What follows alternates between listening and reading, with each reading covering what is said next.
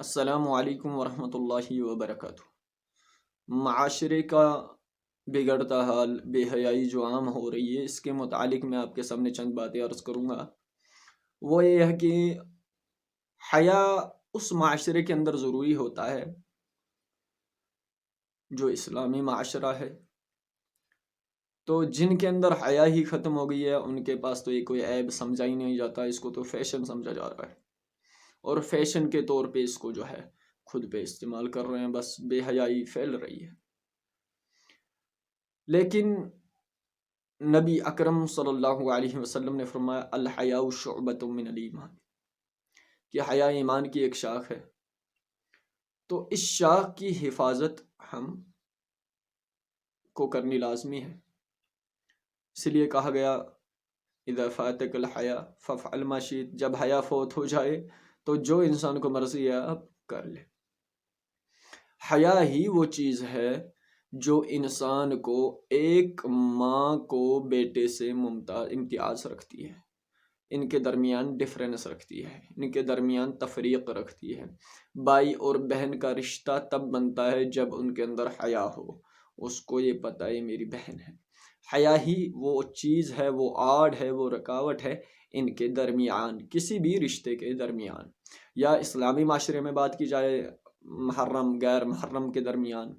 لیکن اگر یہ حیا اڑ جاتی ہے، حیا ایک ایسی چیز ہے کہ پھر بہن اور غیر محرم میں کوئی فرق نہیں نظر آتی، پھر بیٹی اور غیر محرم عورت میں کوئی فرق نظر نہیں آئے گی، تو جب حیا ہی نہیں ہے تو اب یہ سارا کچھ تو اس کا کوئی مسئلہ ہی نہیں رہے گا۔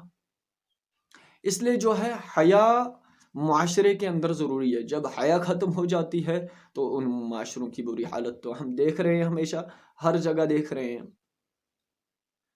تو محرم اور غیر محرم کے درمیان آڑ بھی یہی حیا ہے، بیٹے اور باپ کے درمیان بھی آڑ حیا ہے، بیٹی اور باپ کے درمیان بھی حیا آڑ ہے۔ اس لیے حیا کرنی مسلمان خواتین ہو یا مرد حضرات ہو تو ان پہ لازمی ہے، بلکہ میں یہ کہوں گا کہ ہر انسان پہ لازمی ہے، کیونکہ نبی اکرم صلی اللہ علیہ وسلم کی جو تعلیم ہے وہ پوری روئے زمین پر بسنے والے انسانوں کے لیے ہے۔ تو اس میں اسلامی معاشرہ لیا جائے یا غیر اسلامی معاشرہ لیا جائے تو حیا تو بہرحال ہر معاشرے میں ضروری ہے۔ تو وہ عورتیں جو بے حیائی میں بہت آگے نکل چکی ہیں، وہ بیٹیاں، وہ بہنیں جو بے حیائی میں بہت زیادہ آگے جا رہی ہیں، ان کو سمجھ میں نہیں آ رہا ہے بھائی کوئی بات نہیں ہے، چلو یہ تو گناہ ہی نہیں، یہ تو فیشن ہے۔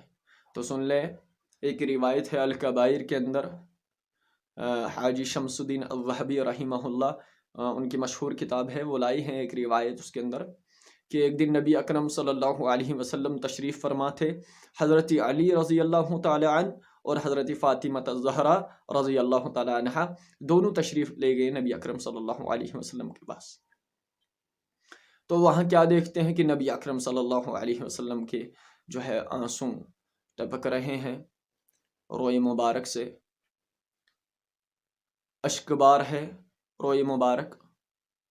تو حضرت علی رضی اللہ تعالی عنہ سوال کرتے ہیں، اے اللہ کے رسول صلی اللہ علیہ وسلم، آپ اتنا پریشان غمگین اور آپ آنسو کیوں بہا رہے ہیں یا رسول اللہ؟ فرمایا، اے علی، اے فاطمہ، میں نے معراج کے دن اپنی امت کی عورتوں کو بہت سے اقسام کے عذابوں کے اندر مبتلا دیکھا، تو اس میں ایک عورت یہ بھی دیکھی تھی کہ وہ عورت جو چھاتیوں کے بل جہنم کی آگ کے اندر لٹکائی ہوئی تھی۔ اللہ رحم فرمائے، کتنا سخت عذاب ہے۔ تو اتنا بڑا عذاب ہو رہا تھا اس کو، تو فرمایا، اے اللہ کے رسول صلی اللہ علیہ وسلم، اس کو یہ عذاب کیوں ہو رہا ہے؟ اور بھی عورتیں ہیں لیکن میں اس کی ایک کی بات کروں گا۔ تو اللہ کے رسول صلی اللہ علیہ وسلم نے فرمایا، آنسو بہہ رہے تھے، کہ یہ وہ عورت ہے، یہ وہ خاتون ہے جس نے شادی کی، شادی کرنے کے بعد اس کا تعلق غیر محرموں کے ساتھ رہا۔ تو آج ہمارے معاشرے کے اندر دیکھ لیں، بھائی وہ جب حیادار انسان ہوگا، چاہے عورت ہو مرد ہو، تو وہ تو بچ جاتے ہیں، ان کے درمیان آڑ ہے حیا. لیکن جب حیا اٹھ جاتی ہے تو شادی کے بعد بھی ایسے جرم انسان کرتا ہے، ایسے گناہ کرتا ہے، اور ان پر سخت عذاب جو ہے آنے والا ہے. انسان کو پتہ چل جائے گا کل نفس ذائقۃ الموت، تو مرنا تو ہے ہی.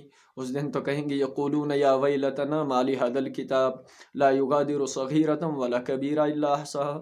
ہائے ہمارے لیے افسوس، آج کیا ہو گیا کہ سارا ہی کچھ اس میں لکھا ہوا ہے. تو اس لیے ضرورت ہے، یہ صرف شادی شدہ چاہے مرد ہو یا عورتیں ہو، تو یہ دیکھیے آپ خود کتنا بڑا عذاب ہے.